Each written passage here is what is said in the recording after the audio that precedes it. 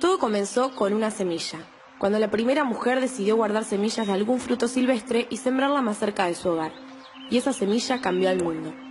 Toda la agricultura comenzó hace más de 10.000 años a partir de una semilla. Esa semilla se convirtió en miles de semillas que se diversificaron, se compartieron, viajaron por el mundo y desde entonces se convirtieron en la base de la alimentación.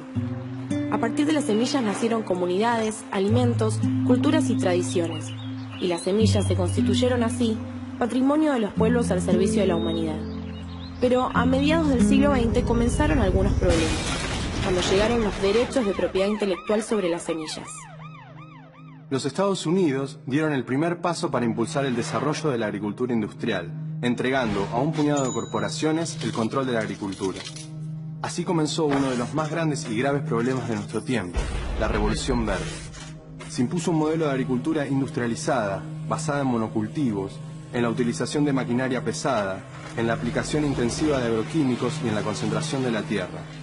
Las semillas criollas cayeron bajo las garras de estas corporaciones y se las descalificó como poco productivas, proponiendo semillas supuestamente mejoradas.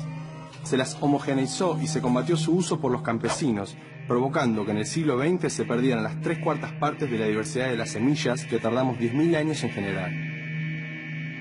Se las modificó genéticamente para hacerlas resistentes a herbicidas o tóxicas para insectos, iniciando el primero de los experimentos biológicos más peligrosos que la humanidad haya podido realizar. Se las dejó caer bajo las garras de los derechos de propiedad intelectual, permitiendo que fueran monopolizadas por corporaciones a través de leyes de patentes y los derechos de autor. Esto se realiza a partir de la imposición a todos los países de las normas UPOV, que permite que los supuestos mejoradores de plantas en sus centros de investigación se adueñen de las semillas mediante la demostración de que son nuevas, homogéneas, estables y distinguibles. Además, se crearon normas de certificación que le permiten a las empresas semilleras controlar el sistema de semillas, ya que definen que las únicas semillas legales que pueden circular son las semillas certificadas y registradas, aunque no necesariamente sean de mejor calidad y sanidad. Y las semillas criollas son atacadas criminalizando a los agricultores que las guardan, comparten, regalan, venden o intercambian. El control de las semillas fue quedando en manos de cada vez menos empresas. Hoy son solo 3 corporaciones las que controlan más del 50% de las semillas agrícolas comerciales del mundo. Sin embargo, las semillas campesinas siguen caminando por el mundo y hoy son semillas de resistencia que le dicen no a un modelo de agricultura que quiere destruir la vida de las comunidades campesinas. Resisten en cada campesino y campesina que las sigue sembrando para alimentar a su familia, su organización, su pueblo. Resisten cuando se intercambian en las ferias de semillas, en los mercados populares y en los encuentros entre campesinos y campesinas. Resisten cuando desafían las leyes ilegítimas y luchan contra ellas. Resisten cuando de la mano de las organizaciones campesinas le dicen no a los transgénicos, no a las corporaciones y no al latifundio. Resisten cuando campesinas y campesinos recuperan sus tierras y esas semillas son semillas de esperanza de una vida mejor. Resisten cuando son parte de la lucha por la soberanía alimentaria y corazón de la misma, y cuando siguen alimentando a los pueblos del mundo. Es esta una guerra incruenta que realizan los aviadores norteamericanos sobre las plagas del campo en los Estados Unidos. Los insectos y las plagas que amenazan las cosechas serán destruidos con esta fumigación. La Revolución Verde originada en los años 60 es la denominación más usada internacionalmente para describir el importante incremento de la productividad agrícola y por lo tanto de alimentos. Durante esta época se pensó que la producción de alimentos gracias a la agricultura iba a paliar el hambre en el mundo.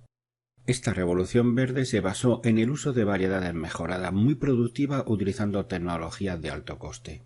El progreso tecnológico de la agricultura moderna fue posible gracias a la experiencia adquirida en los cursos de 150 años de actividad científica. Su fundamento fue la capacidad tecnológica, basada en principios científicos para modificar el medio ambiente, de manera que se pensó que seríamos capaces de proporcionar condiciones más propicias para la agricultura que las que se podían proporcionar por la propia naturaleza. Sí, fuimos capaces de incrementar notablemente la productividad, pero a cambio creamos una agricultura muy dependiente de insumos externos, semillas híbridas, fertilizantes y plaguicidas de síntesis, con un alto coste y daño medioambiental que ahora estamos pagando.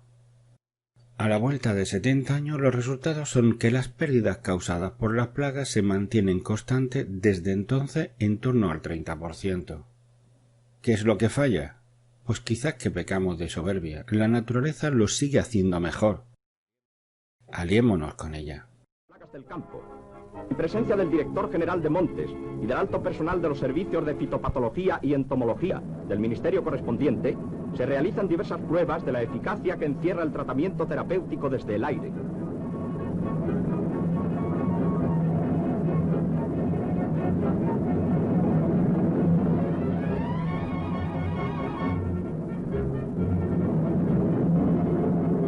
La aviación hace posible el ataque a la plaga con velocidad y concentración de medios que garantizan el éxito. Nuestra dependencia del petróleo les asegura a las compañías energéticas continuar recibiendo increíbles beneficios.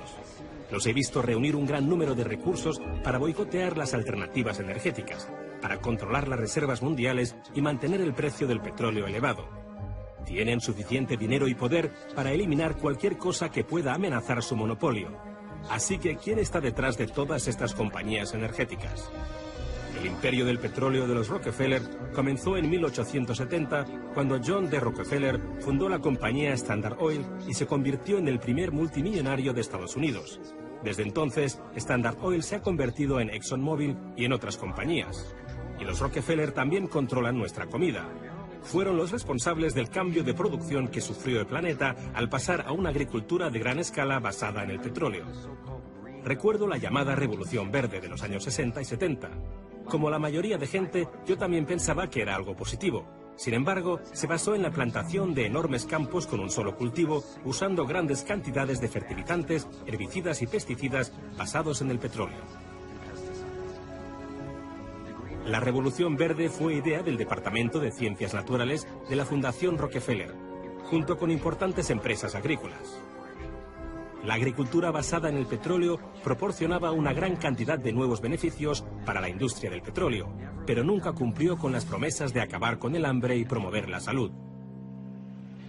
Al principio, la Revolución Verde aumentó la productividad, porque cada trozo de terreno se utilizaba para la producción inmediata, aunque los verdaderos costes los estamos viendo ahora. Los contribuyentes pagan miles de millones en subsidios a las grandes empresas agroindustriales. Las pequeñas plantaciones familiares han desaparecido. La biodiversidad se ha destruido. Los químicos tóxicos envenenan a los trabajadores de las plantaciones y contaminan la tierra, el agua y nuestro suministro de comida, poniendo en peligro la salud de todos nosotros. En 2010, aproximadamente 1 de cada 7 personas de todo el mundo no tenía lo suficiente para comer. Las enormes empresas que nos han introducido las sustancias químicas en la agricultura industrial química hablaban de 3 instrumentos para consolidar la cadena alimenticia. Primero, la ingeniería genética como un método de control. Segundo, patentar las semillas y la vida como una medida de control. Declarar la semilla como propiedad privada. Calificar de delincuentes a los agricultores que guarden semillas como si fuera un delito contra la propiedad intelectual. Y tercero, los llamados tratados de libre comercio, que privarían a los ciudadanos de a pie y a los agricultores del derecho a guardar semillas. El último paso que se ha dado ha sido el diseño de una tecnología de exterminación para crear semillas estériles para aumentar todavía más la dependencia que tiene la humanidad de un puñado de compañías. Con lo que estamos haciendo con las semillas, estamos creando literalmente por primera vez una nueva colonización, lo que yo llamo la colonización del futuro. Y en esos hallazgos sobre el cumplimiento normativo, además de los impactos que vendría a ser estas intervenciones en la Amazonía, en estos hallazgos del cumplimiento normativo, ¿cuáles son las preocupaciones más latentes o incumplimientos en la normativa que han podido encontrar? Y además, ¿en qué regiones de la Amazonía han hecho este análisis? Sí, mira, hemos mirado principalmente Ucayali y Loreto.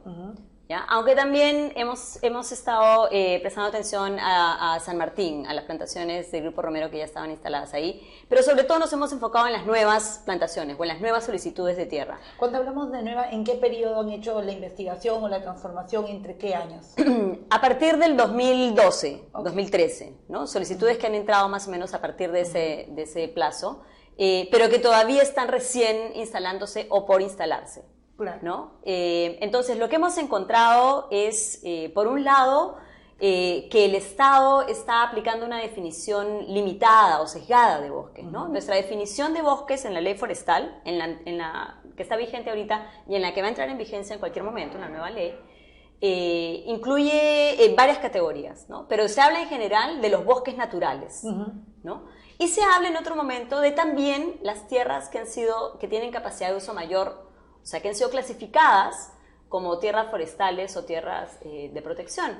El problema que hemos visto es que el Estado viene interpretando que solo las tierras que han sido clasificadas como forestales son las que se deben proteger y que el resto de los bosques, que son miles de hectáreas, no están necesariamente categorizados como bosques. Claro, tal vez para que explicar un poco más a nuestros televidentes, es que realmente no toda área sobre la cual hay un bosque, la tierra sobre la cual se erige el bosque, no se levanta toda la cobertura forestal, es clasificada como tierra forestal, ¿no? Sino que a partir de análisis, varias de estas tierras tienen esas categorías. Comentabas, una las tierras de protección, otra las tierras forestales, en ambas se supone esa cobertura tiene que mantenerse, pero además hay otras que teniendo bosques y teniendo servicios ecosistémicos, ¿no? Cosas valiosas, podrían ser cambiadas porque podrían encontrarse ese patrón o esa importancia de transformación hacia pastoreo y agricultura. Sí, el problema aquí es que nosotros partimos de esta definición amplia de la ley forestal que dice que bosques son